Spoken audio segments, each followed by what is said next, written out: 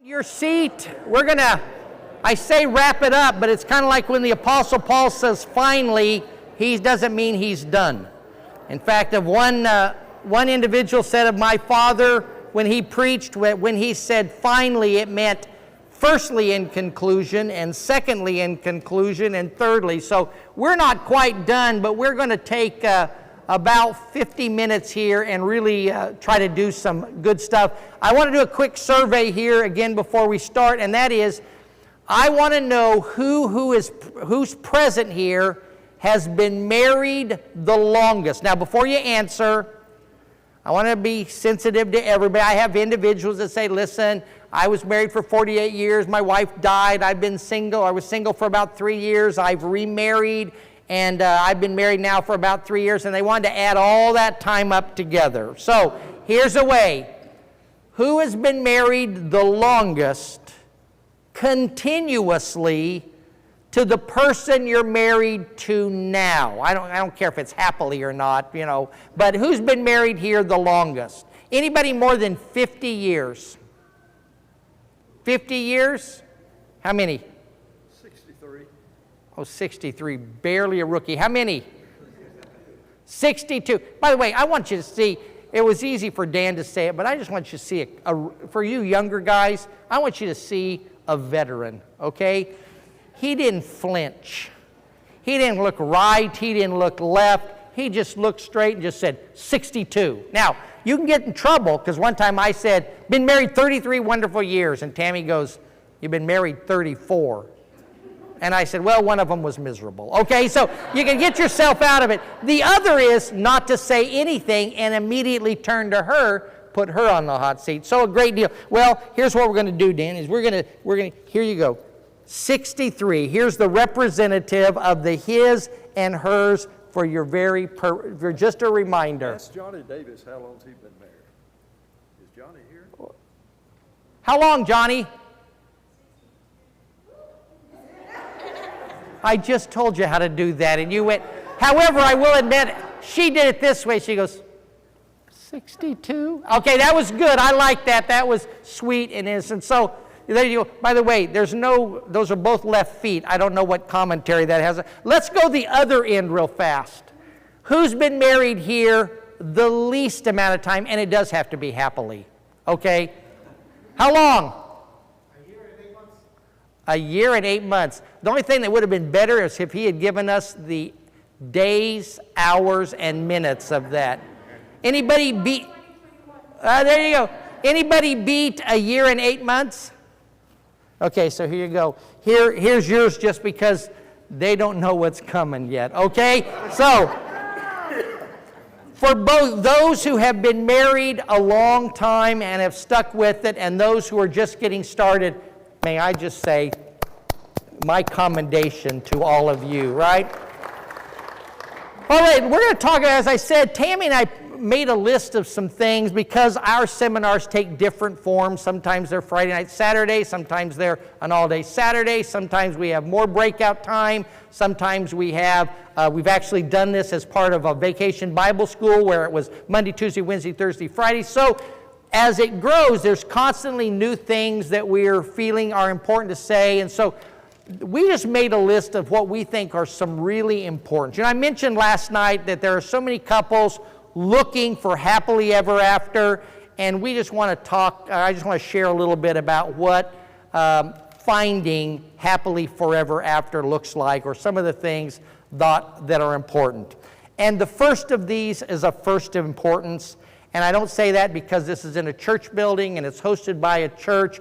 I'm saying it because I'm confident. If you don't remember anything else that we share, I want you to listen and hear this.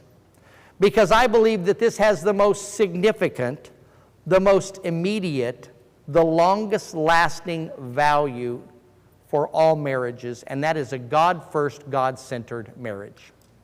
Now for many, and I heard a couple of amens, that's okay, but for a lot of people that means, Well, I'm a Christian, my wife's a Christian, we both believe in God, we both follow Jesus, we read our Bible every day, we go to church, we go to all of church. That means we go to Wednesday night church, we go to gospel meetings. Sometimes when our church doesn't have a gospel meeting, some other church goes, we go there. We go to all the church, we do all those things. We don't lie, we don't cheat, we don't steal, we don't cheat on one another, all those kinds of things. And so we have a God-first, God-centered marriage. But the truth is, it's a little bit more than that. First of all, a God-first, God-centered marriage is according to God's design. And this is what God's design. God's design was one marriage, one woman, one man, one lifetime.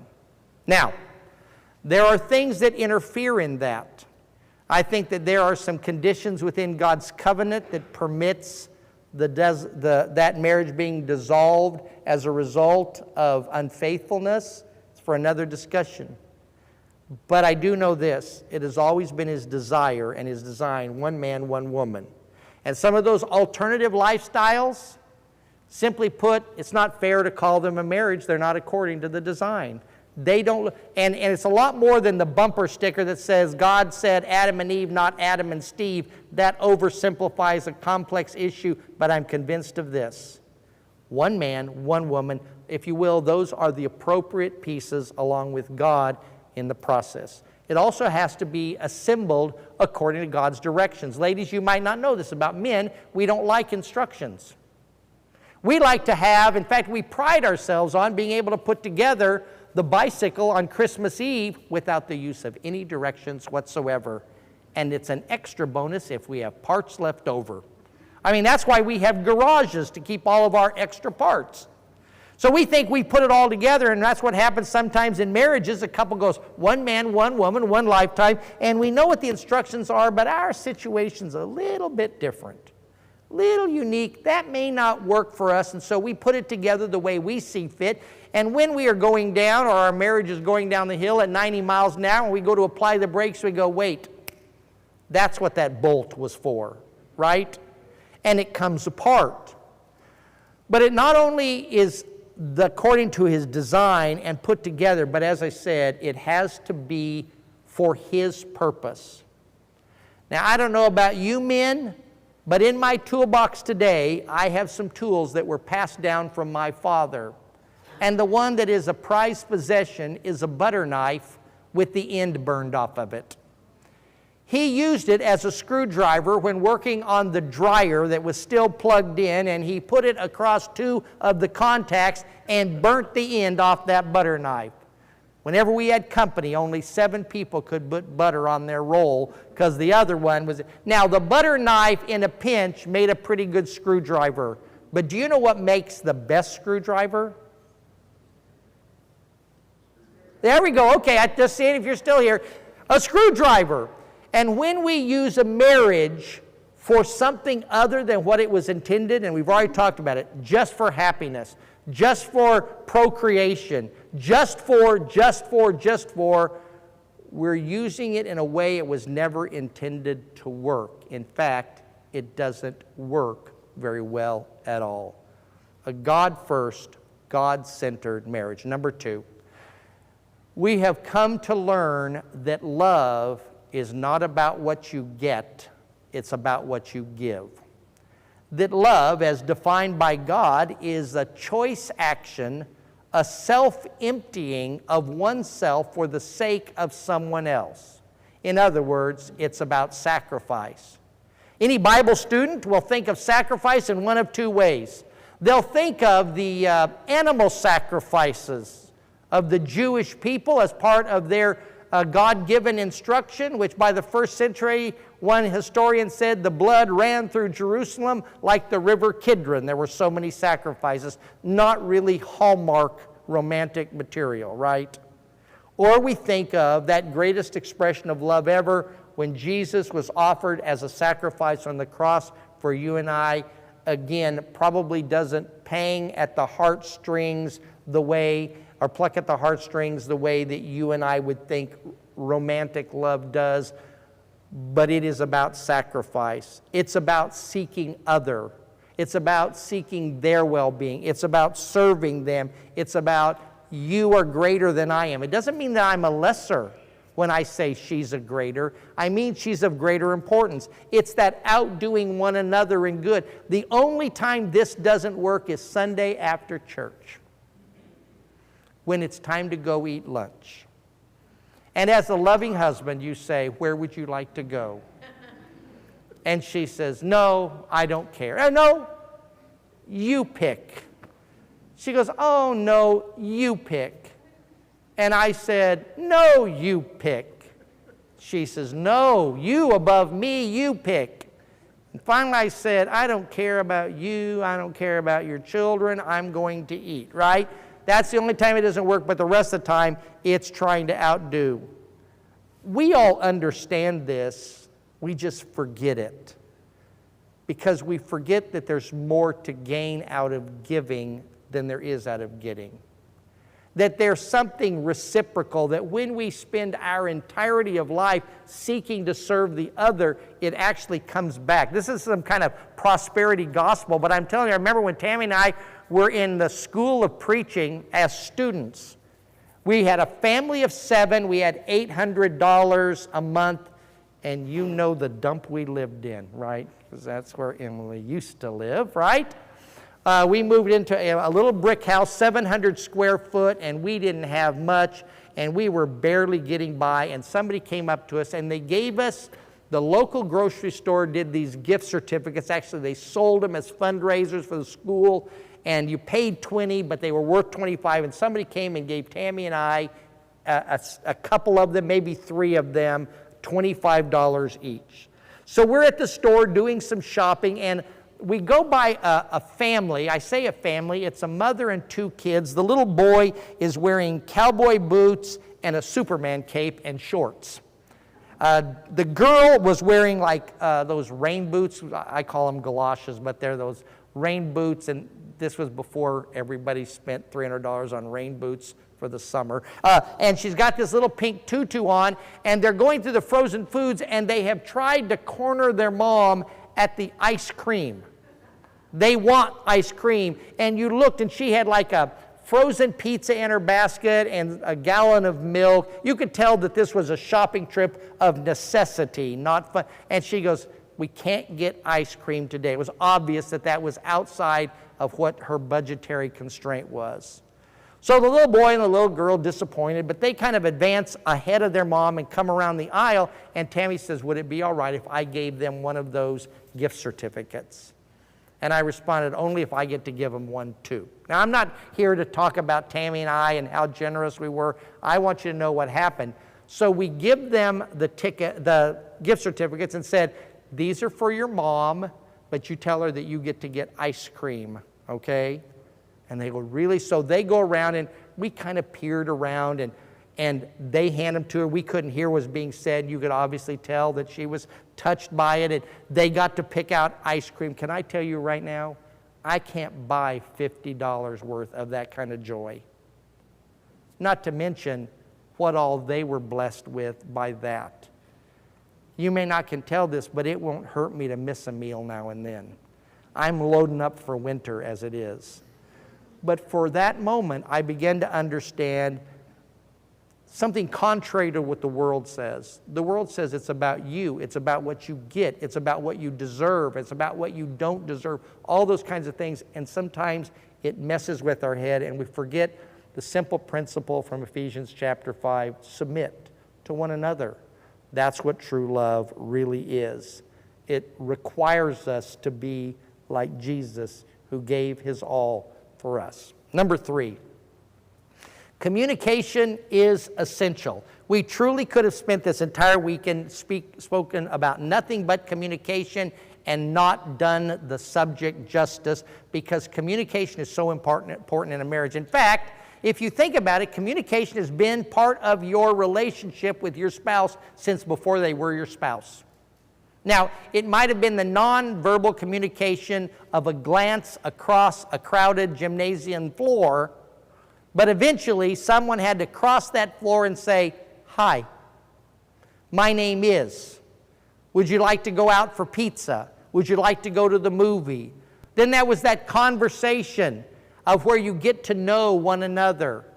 Finally, there's that all-important communication. Will you marry me? And the even more important conversation, I will, right? Then you continue to get to know one another as you anticipate the wedding. Tammy and I, very short engagement. I had to call her about 2 months into our engagement. I said, I got an embarrassing question to ask my fiance. And she goes, what in the world? I said, what's your middle name? I did not know it. It was a lot of conversation. And then we get married, and for whatever reason, the communication starts to fall apart. I think it's simply because we're not intentional about it anymore. And there are certain things, for example, like the statement, I love you, that falls off the radar because, well, they already know I love them, right? So we don't say it.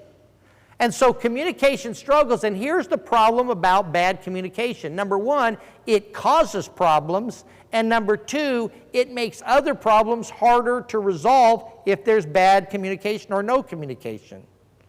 And so I want to share just a couple of things to help you improve your communication, because this is how important it is.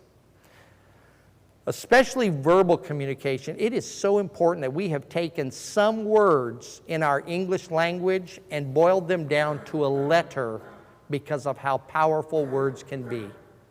When I was a boy, my mom would say, because I often would be picked on because of my size, sticks and stones will break your bones, but words can never harm you. Now, my mother is not inclined to being a liar, but that's a lie. Because sometimes I'd have rather been punched in the nose than called the names that I was called, to be berated verbally like that. Words are powerful. Jesus' half-brother James, in his epistle, he describes it this way. He said, it appears to be small. Some argue that the tongue is actually the strongest muscle in the human body. Tammy says it's because mine gets the most exercise, but I don't know if that's the case. But that it is small, but like the small rudder on a ship, it can turn the entire vessel. That to master it is like being the rider on a horse with bit and bridle and reins that controls the mouth of that beast and controls the whole animal. He says, if you can master the tongue, it doesn't master everything else, but the other pales in comparison. He goes, it is a fountain that can blurt out both good and bad, and it seems as if he implies on a moment's notice. It is a small spark that can set an entire forest aflame. The tongue is a powerful, powerful thing, and it really is powerful when it comes to marriage. So here's some suggestions. Number one, and that is fill your vocabulary with good things. You leave less room for the bad things. If your words are filled with the I love you, I appreciate you, thank you, even if it's for the most mundane of things, maybe it is that it needs to be the I'm sorry, or even I apologize. Some time back, I told Tammy, I said, man, I have an inclination to get migraine headaches. I said, man, I feel a migraine headache coming on, and it's coming on fast. And she goes, I'm sorry. I said, well, it's not your fault. She goes, I didn't say it was my fault. I'm not apologizing. Sometimes we need to go beyond I'm sorry to I apologize, right? And we need to have that response that's good that says, well, I forgive you. I understand. Maybe it is that I've never had to do it in real life, but I will for the sake of illustration here, say something like, well, I was wrong. Okay, and if your spouse comes to the point of saying that, the proper response is not, I know, right? My wife, somebody's told me something about Tammy being smarter than me. I said, let me just tell you right now, of all the men in the world she could pick, she picked me. And of all the women in the world, I picked her. Who do you think's smarter? They go, yeah, you got me there. But she makes bad decisions, right? Her tongue got her in trouble. She said, I do, and now look what she's stuck with. So it's a powerful thing. But the more good, the things that you can put back in your vocabulary, it simply put leaves less room for the bad. Secondly, and that is to set aside what we call a safe zone. A time and place where you can communicate about a problem without it escalating. Where two reasonable people can talk openly, frankly, but yet fairly. They can respond without reacting. That's not when, as one comedian puts it, the wife grabs the husband by the ear, drags him to the middle of the bedroom, pointing to a pair of underwear on the floor and says, "Are those yours?" To which he responds, "Well, I certainly hope so." Right? That moment of infraction, tensions are high, that's not the time. When he thinks she should have done something she didn't, she thinks he should have done something he didn't, that's not the time to deal with it. You need to take a step back. You need to be careful and then say, we need to talk about this, but not right now. Tammy and I don't have communication issues in our family, except keeping the neighbors from hearing about it. And the reason why is we're both talkers. Now, I could say this. If in your relationship, one of you is the talker and the other more is the listener, speak up and speak your mind every once in a while. And if you are the talker in your relationship, hush, please. And if you're both talkers, pray. Just pray. That's all I can say. But the idea is this, that there are times that are appropriate for a discussion, and when you're in the end of the day, when you're all tired, not necessarily the best time to carry on a serious conversation. First thing in the morning, night's rest, birds are singing, sun is shining, and you go, you know what, there's some things we need to talk about. When the family's gathered at the table in front of friends, with few exceptions in front of the kids, though we think it's okay for those discussions to take place in front of kids a little bit so they understand what mommy and daddies do to work through their issues, but sometimes they're used as pawns and a conversation is more serious than they need to be dealing with. But find a time and place and say, hey, do you remember what? For Tammy and I, it's in a car. Let me tell you how a car ride of any great length, this last couple of days, we flew into Fort Lauderdale, went down to Miami, came back up here. It was a pretty pleasurable drive. But sometimes we're driving from Oklahoma City to Abilene, Texas, the non-scenic route of America, okay? There is nothing to see there. And so I guess out of boredom, we begin to talk. And it's, hey, look at this. What do you think about this? Somewhere about midway, it's, well, really, I hate you and your mother. I mean, that's how it goes. It escalates in there as we run things. And by the end, things get more peaceable, mainly because we have to go into the marriage seminar and tell everybody how not to verbally abuse one another. But what we found is that in that space, we've got to talk it out. In fact, sometimes we yell it out until we get it worked out. Problem is, Tammy's, I said it, I lay it out on the table, I'm done. I set it out on the table and I'm done. And then when I find out she's done, I go, well, if you're done, then I've got some other things I'd like to say. And I do it like a preacher does it. There are 3 reasons why you're wrong. Point number 1, I always throw a poem in at the end, but it's always the same kind of sermon in that. But we have to sit and have a conversation. And I will tell you that there's some times that we go, enough. We need to talk about this later. I've got just enough time to tell you about the title of our book, Soulmates. When Tammy and I pulled together our seminar material and put it into a book form, I said, we got to come up with a title for the book. Tammy suggested Her Boot in His Behind, a motivational kind of, no, she didn't really. So I said Soulmates, S-O-L-E, kind of playing off the sole of a shoe. And she goes, I think that's dumb. She goes, nobody's ever going to get it. Nobody's going to ever, I understand it's a play on the word, sole of a shoe. And so we kind of tabled it. We came back. I said, hey, we're getting close. We're going to need a title for that. So I said, I'd like to just kick out that idea of soulmates again. And she goes, I told you. Nobody's going to ever make that connection. It doesn't make any sense. I'll just tell you, rarely do I wow her, okay? But on this occasion, I made one statement, and it wowed her. I said, I'm not just talking about S-O-L-E like the sole of a shoe. Oops, I knew I was going to do that earlier. I mean the sole, S-O-L-E, singular mate. And she went,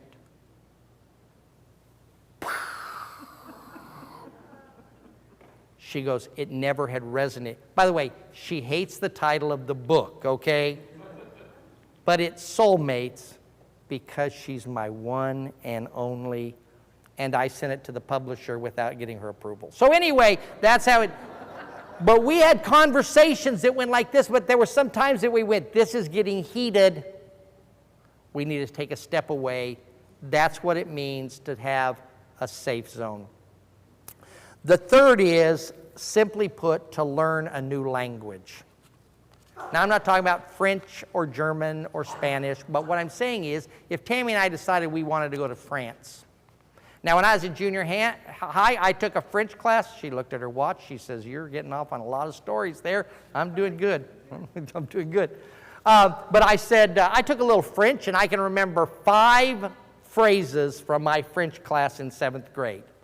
So if we were going to go to France, we'd have to take one of those courses. We'd have to do something online, one of those training courses to learn French. And we would probably get to France and nobody would know what we're talking about. And the reason why is because conversational French is a little bit different than what you learn in one of those books. But do you know who I'd be able to talk clearly to? Her. We learned the same vocabulary. We learned the same thing about syntax and grammar. We learned French together, and so our version of French we could talk. But the problem is that we talk, well, first of all, she talks Okie, and I talk English. Those two are not the same. She talks woman, the most difficult language that has ever been constructed. Yes means no, and no at times means yes. It's confusing. And I speak man. She struggles with it. The easiest language that I think that ever was created. Single syllable words and an occasional Okay, it's easy, but we don't speak it, so we spend our entire communication life trying to translate each other. All I can ever think of is I was 8 years old, because I know exactly when it was. My grandfather worked for the Holly Sugar Company. They take and grow sugar beets, and they extract sugar from them and produce it into white sugar that you get in packets. But he was over the fields. He was a field manager, but he didn't handle the employees, the field workers, most of whom were Hispanic. My grandfather did not speak a single word of Spanish at all. I mean, he couldn't even say guacamole, okay? I mean, he couldn't speak Spanish at all. But occasionally, one of those field workers would come to his house, maybe wanting their paycheck. And I remember my grandfather standing on the porch, and he goes, this is him trying to speak to them, "No checky hero." He thought if he put some kind of an ending on it, he was speaking their language. And they're going, me no understand, okay? And that's what happens. Tammy and I are standing on the porch of life, her speaking woman, I'm speaking man, going, me no understando. And that's what most couples go through. So what we need is a new language. This is the language we suggest. Go to 1 Corinthians chapter 13, that so-called love chapter. It's really not as much about love as it is about spiritual gifts, but there is a lesson there. That's where love is patient, love is kind, all of those explanations of marriage, of love. And I'm convinced, since all of those are verbs, they're all actions, and they should permeate our language. You want to know what the real love language is? It's not words of affirmation and physical touch. Those aren't love languages. The love language is 1 Corinthians chapter 13, when our conversation looks like that. Think of it this way. Our communication is patient. What if we gave our first thought a second look before we said it? What if we were slower to speak and quicker to listen in our communication? How different. Have you ever said something and went, probably shouldn't have said that, but at this point, I'm going to defend a bad position, right? Because I've already let it out of my mouth. What if our conversation was kind? What if we eradicated all of those? I remember early in our marriage one time, Tammy said, and she loved my father, she said, "You're acting like your dad." She didn't mean it at that time complimentary. I went, "Well, thank you." I thought it was a compliment, right? But sometimes we have those things that are, "Well, really?" And your mother dresses you funny. What if you took and all conversation was only kind expressions? What if we had conversation that didn't keep an account of wrongs that were suffered? It didn't have those, "Well, you remember when," or "You did this before," all those kind. What if it was a conversation that did not seek its own? What if it was a conversation that was not easily provoked? Not easily provoking, was not easily poked, didn't always feel attacked, automatically took things at face value. If you were to take those characteristics and make a list of them, and then said, "What does this communication look like?" Your communication will change dramatically. Communication is essential to a good marriage relationship. Also a staple is nice. So, next. Forgiveness needs to be practiced.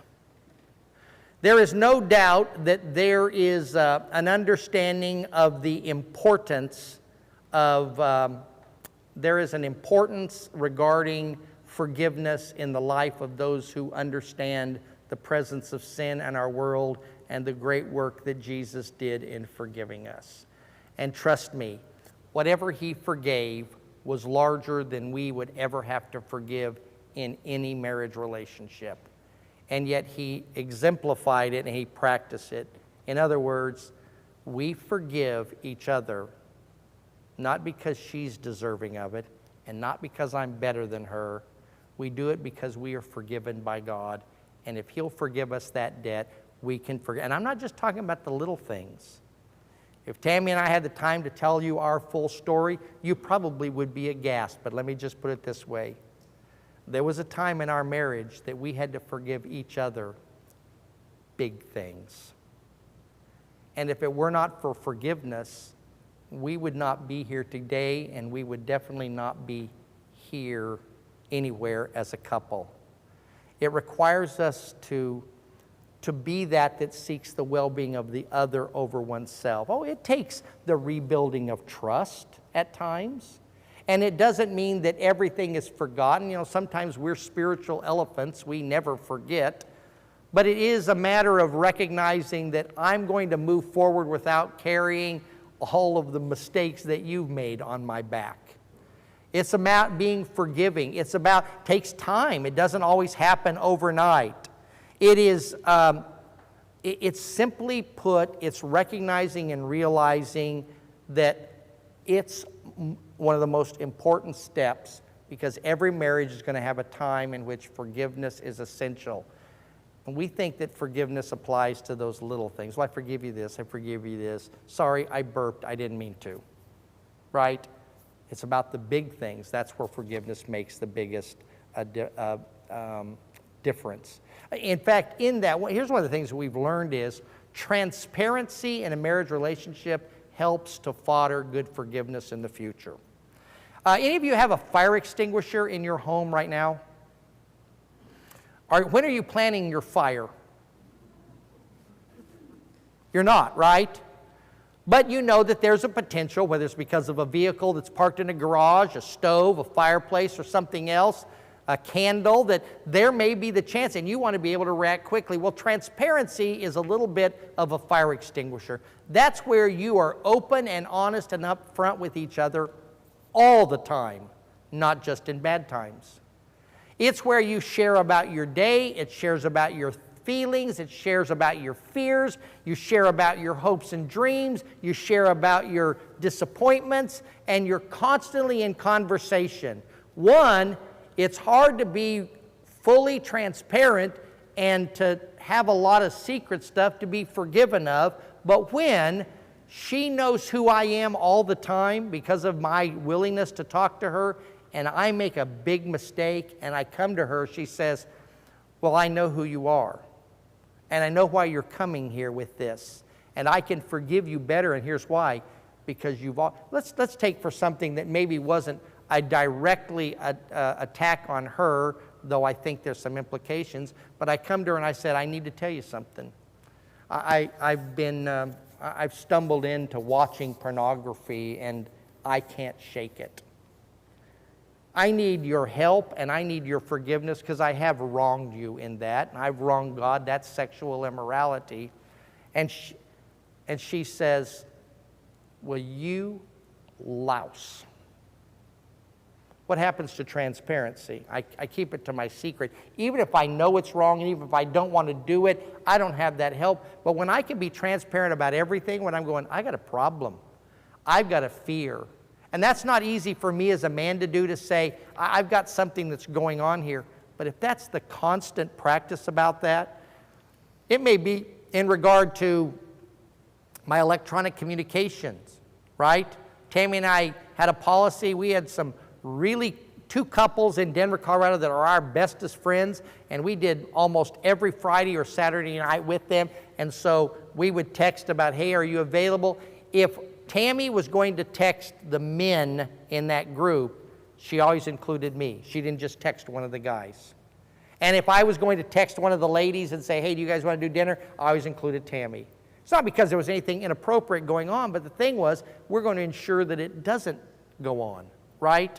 There's a reason why some private messages are called private messages.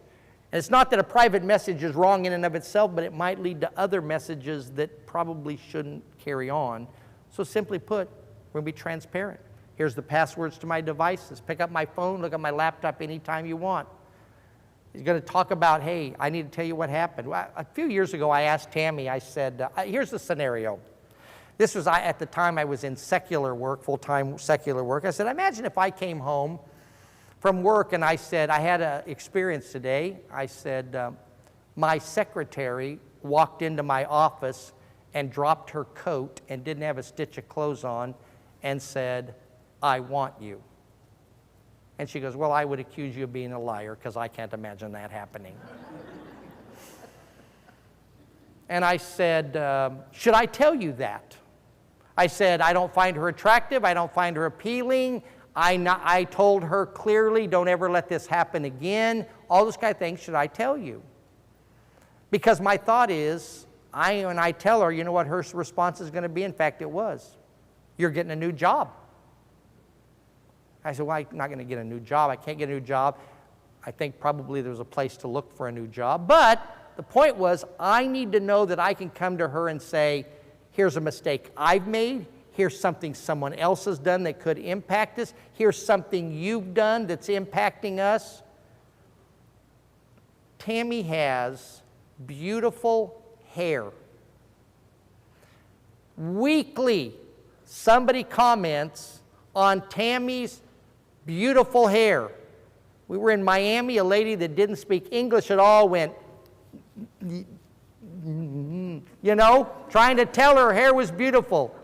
But Tammy has an inappropriate relationship with her hair. There's 3 in our relationship, me and Tammy's hair. She fights it all the time. A few months ago, she came in with a new style to her hair.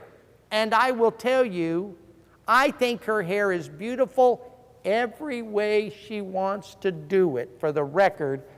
But this was one of my less favorite. And she asked the question that every man hates. You already know what it is, don't you? What do you think? And I go, I think if the Packers really work hard, they can get back to the Super Bowl. I'm thinking about anything but what.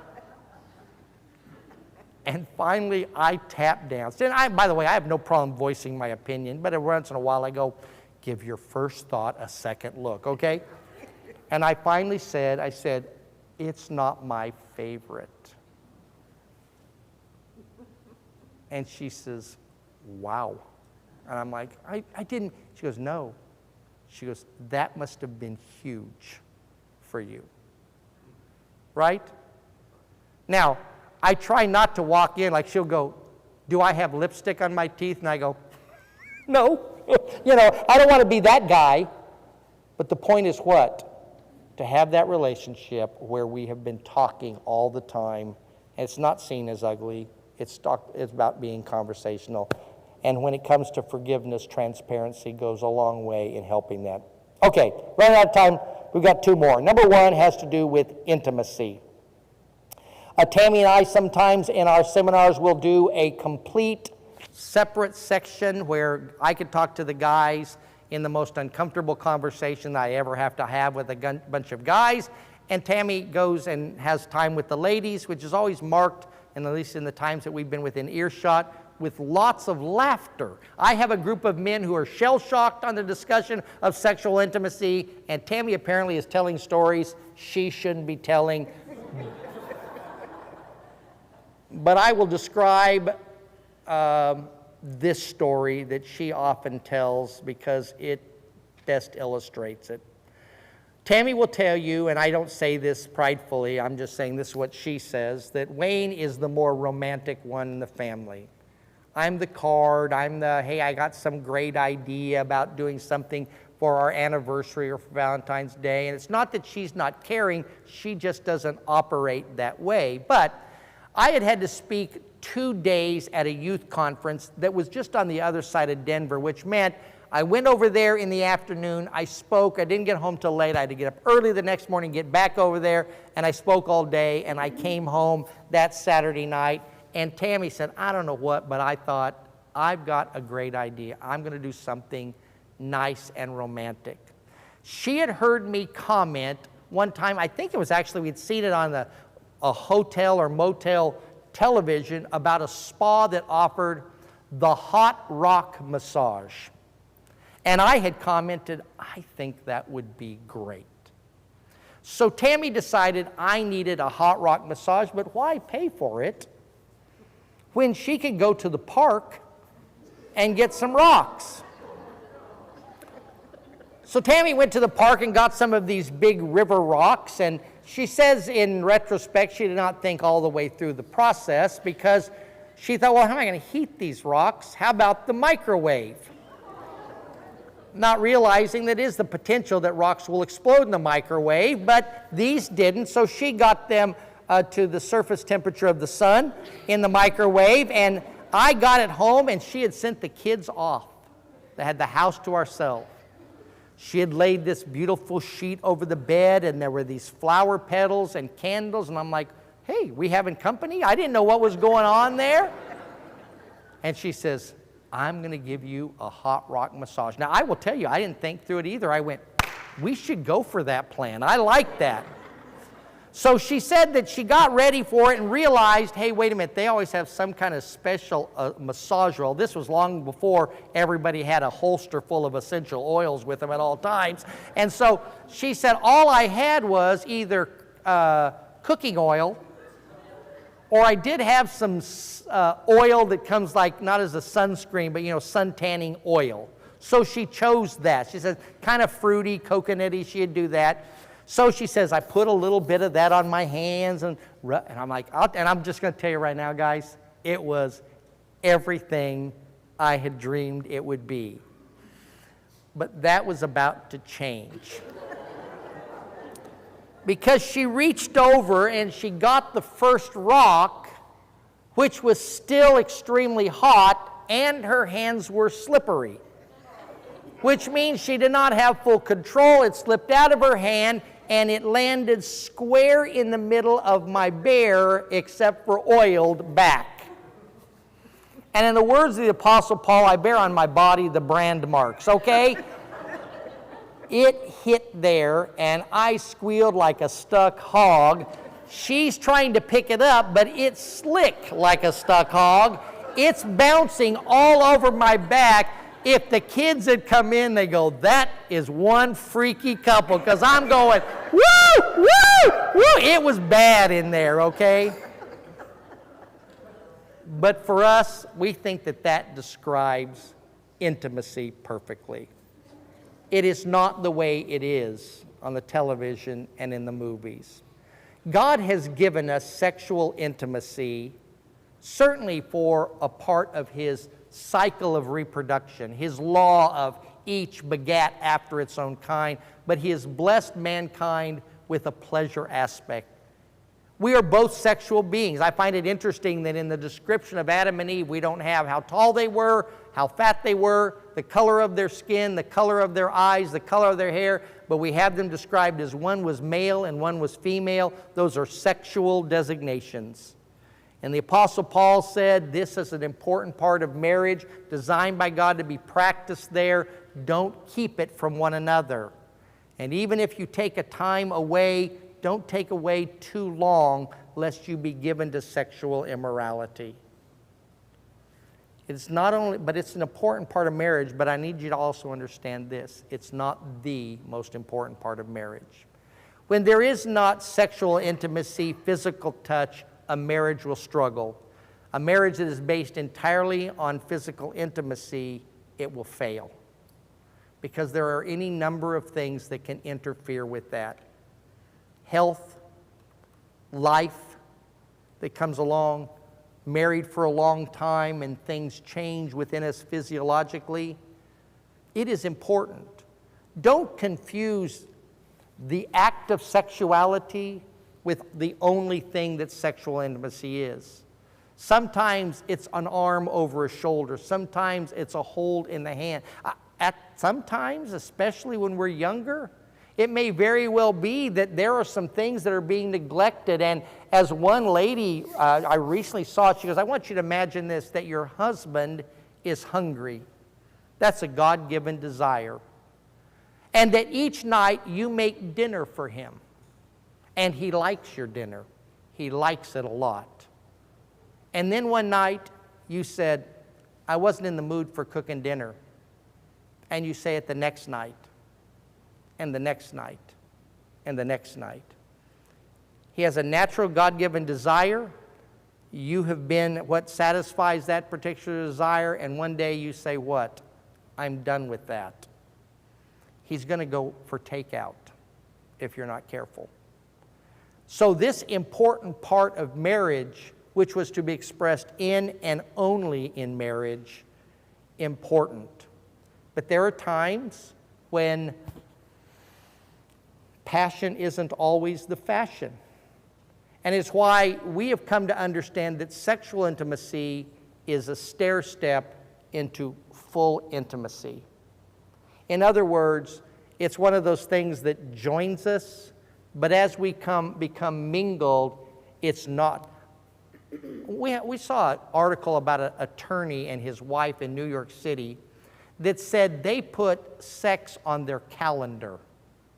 I think they did it just to spite their kids, but that's just me. But they said the truth was every important thing in their life ended up on the calendar. And if that wasn't put on the calendar, it actually got forgot. I don't know, that seems to be, like I said, a little less than romantic. But the point was they were going to be intentional about it. But as you move along in life, it may be that what the regularity of the calendar, that changes for any number of reasons. And it's great when you can come to a place that says, hey, it's Friday. And she says, yeah, Tuesday of next week will work, right? In other words, it's not the only thing that matters. Really important, but not the most important thing. We want to encourage you to have a conversation with your spouse about your sexual intimacy. And the reason why is, I don't think it is right for Tammy and I, for that matter, a preacher or an elder, or in my opinion, even a clinician, a counselor, to give you the instructions for sexual intimacy. I'm convinced, we're convinced, that that is something to be discovered by two people on their own, because your relationship is a whole lot different than other people's. It's supposed to be a process of discovery, and to give you too many details not only demeans it, but I think it may actually be prohibitive. So as you have that conversation about the things that you're comfortable with and the things that you're uncomfortable with and the things that you desire and the things that you'd prefer not, the things that you need and the things that you have to, all those kind of things, it will help in your marriage relationship. It's just for guys, that's really hard. because about the only time we ever talk about that is in the doctor's office or on the playground, right? Everything's given a medical terminology and we're okay with it, or we have some slang expression and it ends with a get it, get it, get it kind of joke. Have a conversation without your spouse. Intimacy is important. Finally, and of almost as much importance as the first thing that I shared, and that is this, that faithfulness matters. It really does. Nobody looks at political candidates and goes, I'm trying to decide between these two candidates, but this one's unfaithful. I really am inclined to go that direction. You know, the headlines of the newspaper does not say, local pastor faithful. There's no news in that. We always want to know that who's with who, but should be with who kind of things. That's what seems to be inappropriate, even in a world that is pretty inappropriate. Faithfulness matters. Unfaithfulness in any form always destroys, and don't just think in terms of sexual unfaithfulness. You can be unfaithful with your children. They can get all the attention in the world, and your spouse is now playing second fiddle to all of that. I understand kids bring a great responsibility, but you were partners before you were parents. In fact, it's your partnering that made you parents. Don't forget about the partner part, because one day those kids are going to scatter, and you're going to be stuck potentially with somebody you did not know, because they have changed over the last 20 years, and you guys haven't had a conversation. You can be unfaithful with this. I would do it, but she always is difficult. She's starting to get to know me. But if I ask my phone, what is my name? She says, your name is Wayne, but because we're friends, I get to call you Your Majesty. Tammy will not call me Your Majesty. And my phone will tell me the weather outside, the movie times, what's happening in the news. And if I'm not careful, I find myself at our romantic date going, hey, I hope you are having a good time, emoji, emoji, emoji, even though Tammy's sitting across the table because my phone has become my very best friend. You can be unfaithful with your pastimes, even those that are not inappropriate. Guys, you can be unfaithful with the guys that you play golf with every single weekend. Ladies, your particular activities, if you're constantly going, I go on vacation with my girlfriends, my besties, my husband doesn't like to travel like that, so I leave him behind, and that's every single summer. At some point in time, though it is not sexual unfaithfulness, and in and of itself may not be a sin, it is an unfaithfulness that destroys and picks at your marriage. And I've mentioned a couple of times, and should probably a couple hundred more, that there is no place for pornography in a marriage, individually, as a couple. I can show you economically, I can tell you psychologically, I can show you socially, and I most certainly can show you spiritually or biblically that it never pays off. I recently saw a statistic that said for every $1 spent in the multi-billion-dollar industry of pornography costs our society of a minimum, costs us $100 per dollar spent. So if it's billions of dollars, it's hundreds of billions of dollars, and that's just economically. If you have that going on in your life, find a way out of it as soon as you can, because faithfulness matters. I've got a little card here, and it's kind of a reminder to me about faithfulness. There was a young man, the story goes, and it's a true story. You can look it up on the internet, because everything on the internet is true. But this one is a young man, a computer programmer. He was living in Cleveland, Ohio. His father died. His mother asked if he would present the eulogy.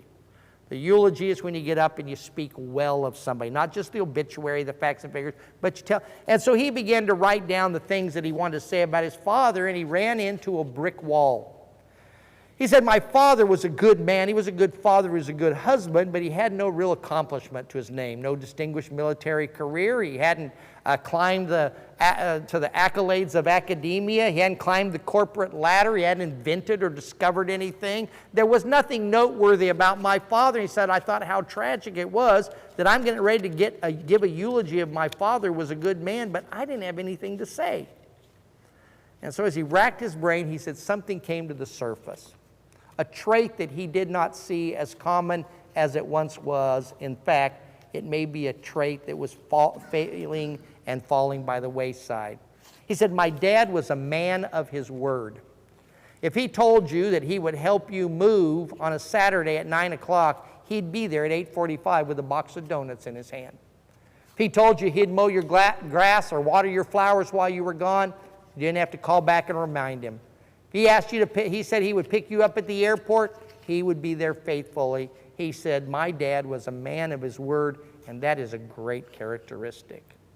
So after he offered the eulogy, he decided that he wanted to share his father's legacy, and so he created these little business card-sized cards that simply say on them, because I said I would.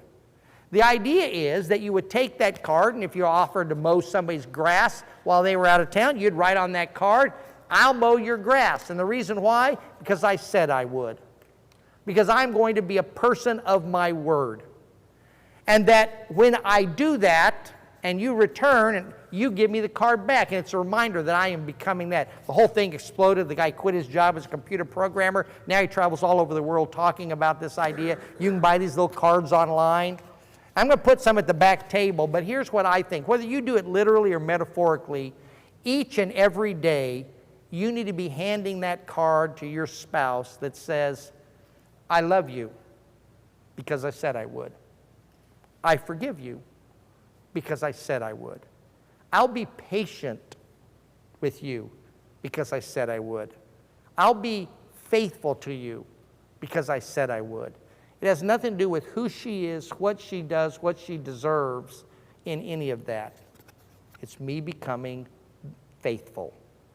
I think it's really important to God because he uses the marriage illustration. We have marriage from the beginning of Scripture to the end and in between.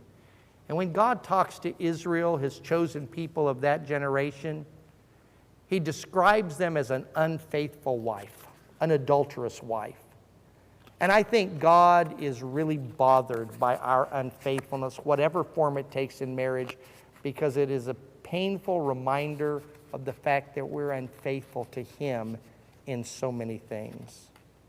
I told you last night that we believe that marriage has something more than just our happiness in this life. Here's what it is. A few years ago, I came into Tammy. I thought I was being really romantic. I had been involved in some Bible study, personal Bible study. I came up and I said, you know what? I found something about heaven that I'm not going to like.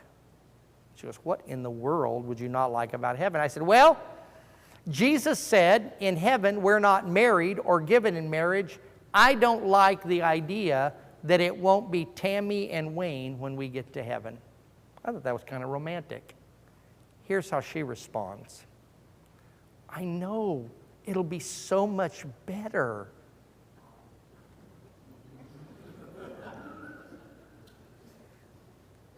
You know what? She's right. And here's why. Because she doesn't belong to me. She belongs to him. I have been given and been blessed to be a steward of something that belongs to him for 41 and a half years, and prayerfully, if I can work it out through negotiation, the rest of eternity as well. But you see, because I love her and I want what's best for her, the thing that I want most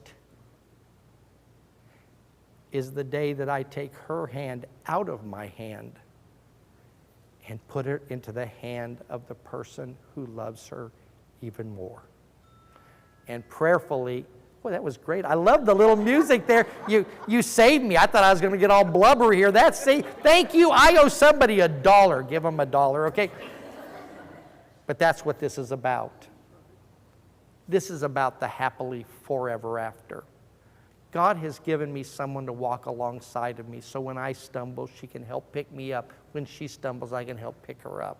When I start veering off to the side, she can help realign me, and I can help to realign her. Somebody to walk alongside me in the difficulties of this life to get me to where he always wanted me to be. It wasn't in this mess. God created us to live in a perfect relationship with Him, and we blew that. We messed it up with sin. And God said, here's a blessing that I have foreseen that will help you through those difficult times until I get you back where you belong. That's what God's blessings are, and marriage is one of those. When you begin to see marriage as more than just an agreement with two people, with reciprocal blessings, in which each agrees to go so far in return for something else, it'll always come up short. But when you see it within that grand scheme of God, and simply put, you say, I'm going to do what I do in faithfulness because that's what God is asking of us. Tammy and I often say that marriage is all about the soul. This time, S-O-U-L. It's all about our spiritual walk, and our spiritual walk is all about our marriage. And when those two are walking, no pun intended, side by side, we find that our marriages flourish. Our future in this life is grand, and the future in the next is guaranteed to be glorious. Could we talk more about it? Sure, we haven't even talked about those obnoxious kids. We hope you'll attend one of our First Step seminars sometime in the future. I want to thank you for being here. We stop abruptly. We want to be a good steward of your time. You've been kind enough to listen attentively and to sit there patiently. Our prayer is that something good has been said for you. And I tell you this, and I'm just not saying it as my concluding remarks. We frequently pray for the people who have attended our seminars. You will be part of that prayer list. We'd ask that you continue to pray for us, that God will give us doors of opportunity, and for our own marriage. We haven't worked through all those things. In fact, Tammy said she would never marry again. She didn't want to try to train another one all over again. So, pray for us and for our work as we continue to remember you. I want to thank the church here for the invitation. David, I hope you don't reap the hazards of this from here on out, but David did a great job in organizing things. Many of you are here because of the promotional work that was done that had nothing to do with Tammy and I, other than us being here. I'm thankful for each of you being here, for the leadership here and their willingness to allow us an opportunity. There's folks behind the scenes who are watching kids and did other things. You know, sound guys are over here working away, and I guarantee if everything went smooth, nobody complained. If that live stream anywhere glitched, they're going to be the first ones to hear about it. So I appreciate all of those efforts that were done. I'd like to close us with a word of prayer, and then David, if you have any remarks, I'll let you say those then. But I'd like to pray for all of us, and then I'll turn it over to him. Thank you guys, seriously, for being here. God, I begin by thanking you for the blessing of marriage, that aid, that assistance that really was not to be a millstone, but to be a milestone as you provide another resource for us to walk faithfully to you. May we see our marriages through those eyes. May we look to the example of your Son Jesus and the love that he had for his bride, the church. May we seek to emulate the love that you have shown towards us even when we were undeserving of that love. And may those things permeate our marriages and our behavior and our speech. May we humble ourselves to each other and ultimately to you, that you might shape us and mingle us to be one as you are one. Father, I'm thankful for each individual and each couple that is represented here today. And I pray that you give them strength, that you give them comfort, that you give them wisdom as they make decisions, that you fortify their faithfulness, that they might live in a way that is pleasing to you, a way that brings glory to you in all things, and in a way that we know that in that you will bless them richly. Care for us beyond this place and give us safe travel for the days and the weeks ahead until such time that you return to claim us. Father, I am thankful for the church here and pray that you bless her as she continues to seek your ways. It is my prayer in Jesus' name. Amen.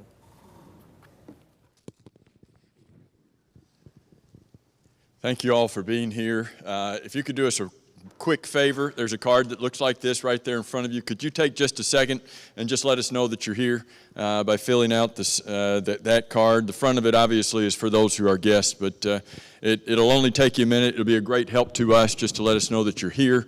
Some of you heard about this, whether it was announcements made at your congregation or you may have been on our mailing list already, and that's how we try to get information out about these kind of things. So if you can let us know that you're here, just leave them there on the pew, and we'll pick them up afterwards. But thank you all for being here, but thank you especially, Wayne and Tammy. Thank you for coming. This is exactly what we needed. It's exactly what we thought it would be, even better than Diane and Misty said it would be. So we are well, that's the thing. I mean, when they said it was good, we were like, oh, maybe we shouldn't have them. We're not sure. We're thankful. Thank you for coming, and thank you for what you do. And we definitely will be praying for you, and hope that you'll continue to be able to do this in many places. But I know every marriage here that's been able to be a part of this has been changed and made better by sitting at your feet.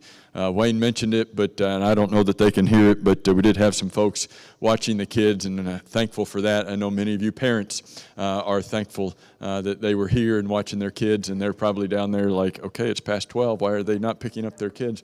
So I will stop making these announcements, but thank you for being here, and we will see you all tomorrow, or maybe we won't if you're in another congregation.